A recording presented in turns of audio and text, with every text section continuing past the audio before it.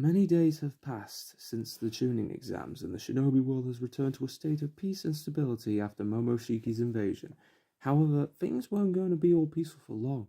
There were still plenty of missions to be had, and during those missions, Team 15 had acquired a new member prior to Sumire Kake leaving the team to join the Scientific Ninja Team.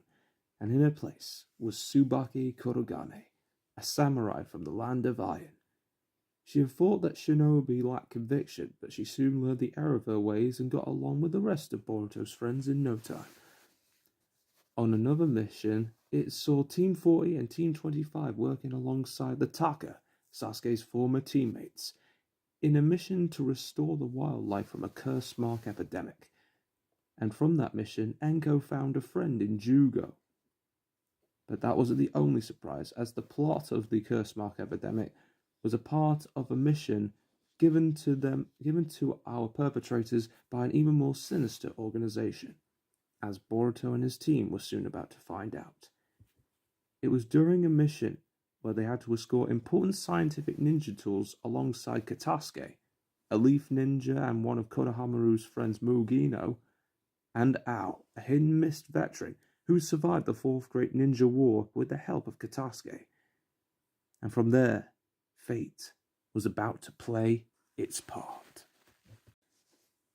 Ao was soon revealed to be an agent from an organization called Kara and would exterminate anyone who gets in the way of Kara's plans. Mugino lost his life to save his friends, but with the assistance of Katasuke's new ninja tools, Boruto gained the upper hand against Ao. After the war, Ao lost his reason to remain a shinobi, and thought himself only a tool to be used. But after his battle with Boruto, despite what Ao did, Boruto gave him back his will to live. But this sweet moment would soon fall short upon the arrival of another Kara member, Koji Kashin. He took Ao's life, captured Team 7, and showed his might, which nearly annihilated Konohamaru. And then something changed in Boruto, a change that saved his friends and forced an impressed Koji Kashin to retreat. Before heading home, Team 7 discovered another surprise, a young boy with the same power as Boruto, the power of the Karma. The boy's name was Kawaki, and he was to be Kara's vessel for the boss's grand plan.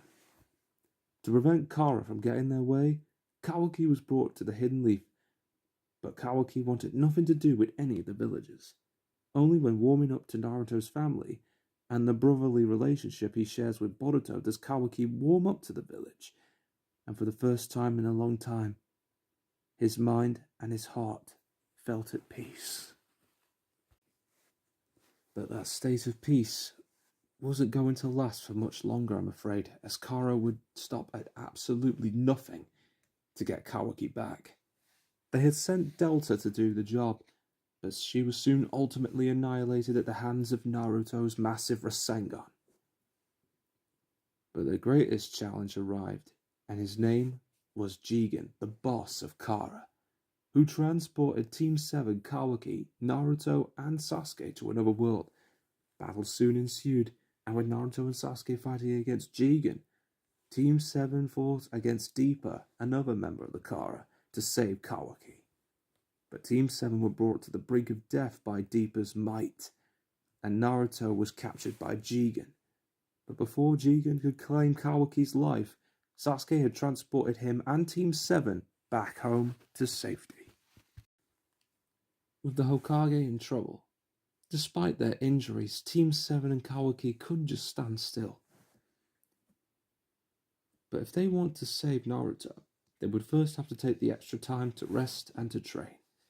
And so after their recuperation, and with their training complete, Boruto, Sarada, Mitsuki, and Kawaki arrived in the same realm, using Kawaki's karma that was given to him by Jigen in the hopes of Kawaki becoming his vessel. And once there, all eyes were set on freeing Naruto. But they would first have to fend off Kara's finest in order to get to him.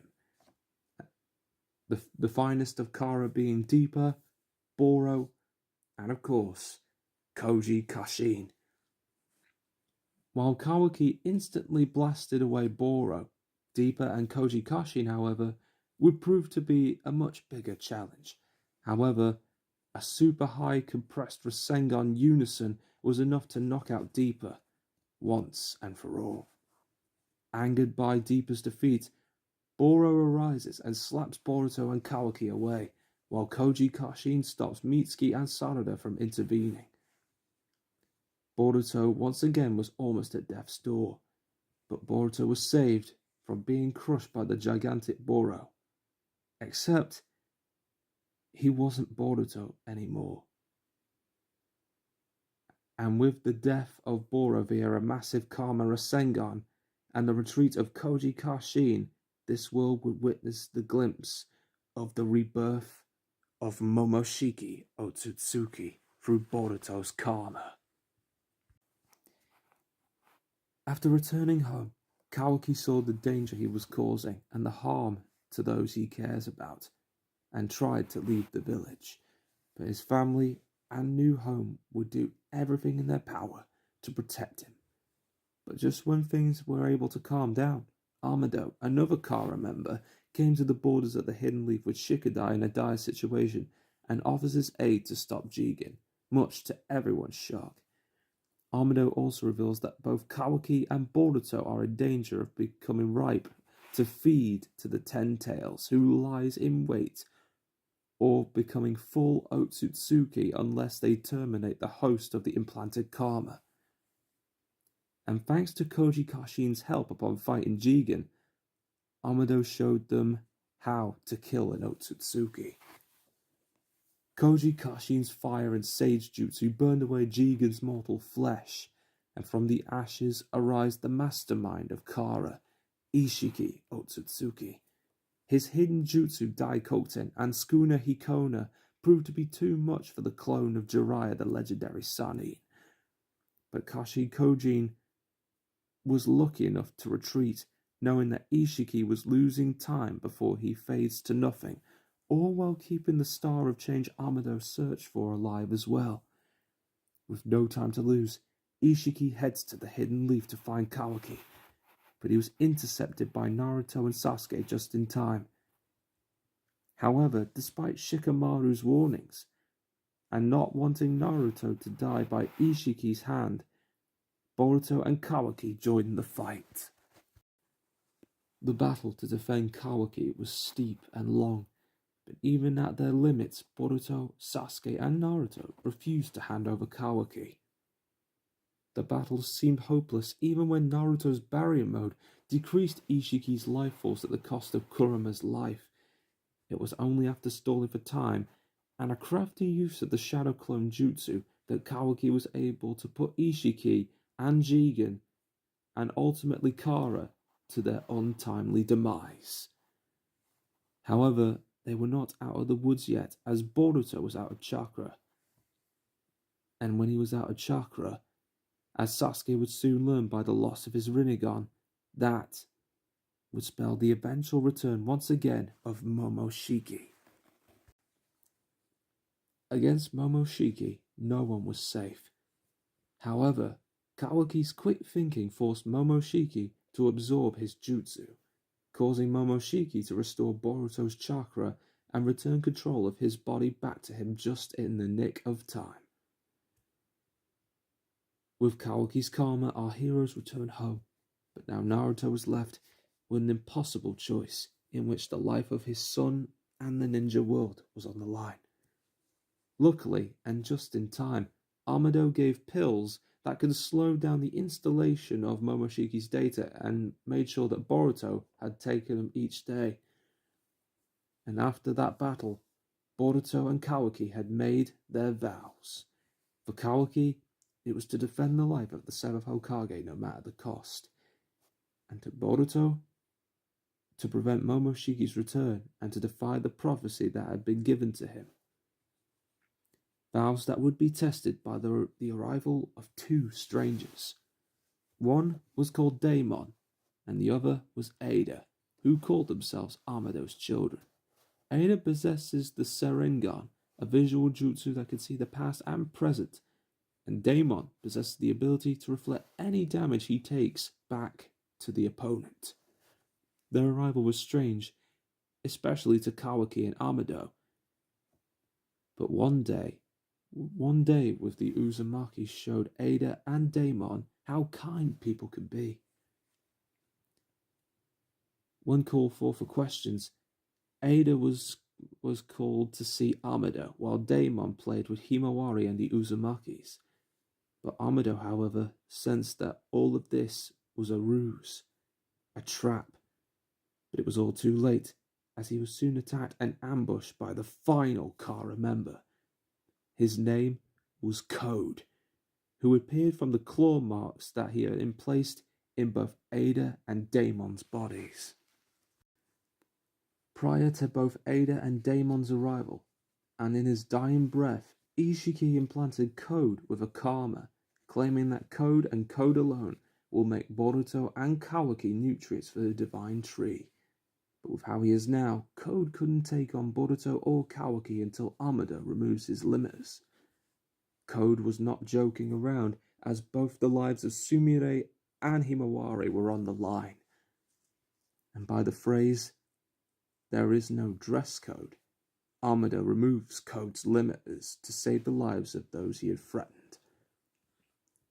But Code, with his power fully restored, wasn't done yet, and so he kidnaps Hinata and Himawari in the hopes that Kawaki or Boruto would come to face him. Kawaki wanted to face Code alone, but Boruto couldn't let his brother die.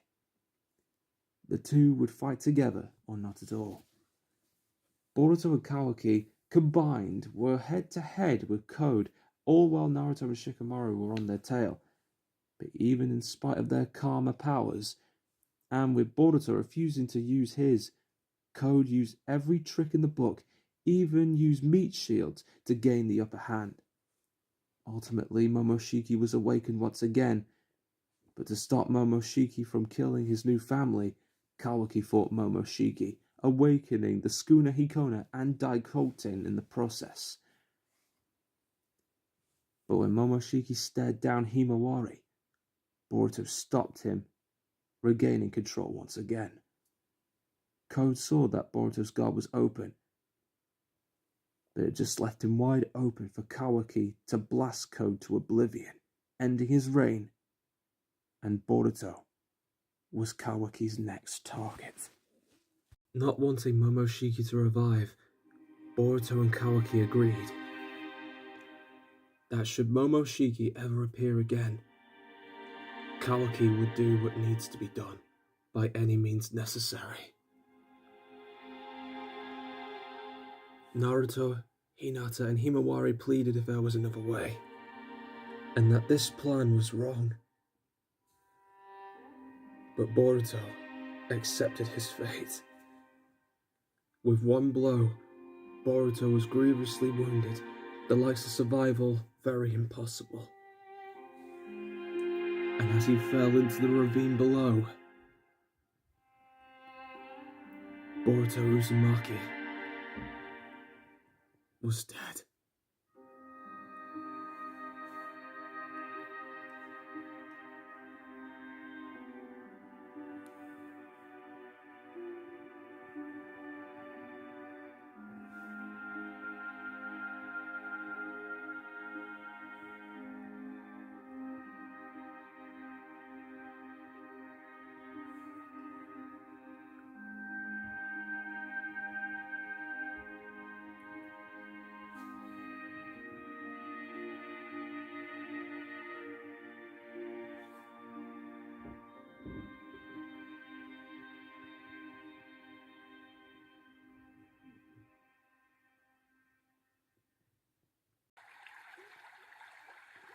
The story of Boruto Uzumaki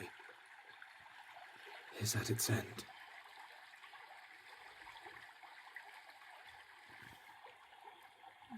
But thankful for all of us,